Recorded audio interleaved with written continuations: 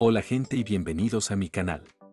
En este video te mostraré cómo quitar la correa del Galaxy Watch 6 Classic. En la correa del reloj verás un botón a cada lado, si los presionas podrás quitar la correa. Pulsa el botón de liberación de la correa para soltarlas fácilmente.